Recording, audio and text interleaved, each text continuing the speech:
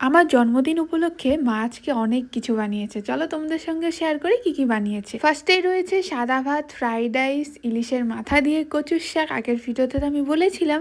তারপর আলু ভাজি, পটল ভাজি, এখানটায় হলো বকফুলের বড়া, ডাল, সর্ষে ইলিশ, মাটন দিয়ে পুরো ধোয়া উঠছে গরম গরম।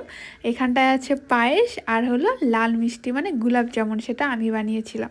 তো সব কিছু বানিয়েছে আমার মা, কিন্তু আমি সাজিয়েছি। তো এভাবে এক এক করে সাজিয়ে খেতে কিন্তু খুবই ভালো লাগে।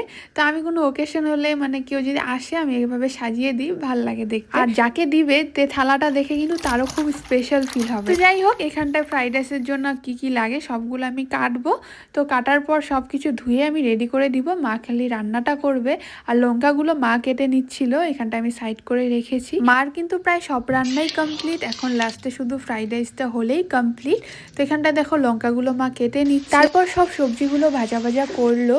তারপরে নুন চিনি দিয়ে অল্প নাড়াচাড়া করে এবার চাউলগুলো দিবে, তারপরে নাড়াচাড়া করার পর ঘি দিলেই কিন্তু হয়ে গেল ফ্রাইড রাইস।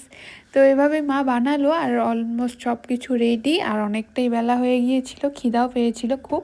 তো এর মধ্যে কিন্তু আমি স্নান টান করে পুজো টুজো সেরে এসেছি, তারপরেই সবাই মিলে খাবো, মানে দুপুরের খাবার ছিল আর কি। তো এখানটায় দেখো ইলিশ মাছও হয়ে গিয়েছে, এখানটায় হলো মাটন, আর মাটনটা এত সেন্ট বাড়াচ্ছিল ফ্রেন্ডস, সত্যি মানে কি বলবো। আর যেই মা ঢাকনাটা খুলেছে এত সুন্দর সেন্ট, তো আমার খুবই ভালো লাগে মাটন। তো কালারটাও কিন্তু দারুণ হয়েছে। কে কে মাটন ভালোবাসো কমেন্টে জানিও তো। অনেকে আছে মাটন ভালোবাসে না, কারো কারো গন্ধ সহ্য হয় না, কেউ কেউ বলে মাটন সেদ্ধ হয় না। আমার তো ফেভারেট, আমার দারুণ লাগে খেতে। তো এখানটায় দেখো ইলিশ মাছগুলো কি সুন্দর করে বানিয়েছে মা, পুরো সর্ষে দিয়ে।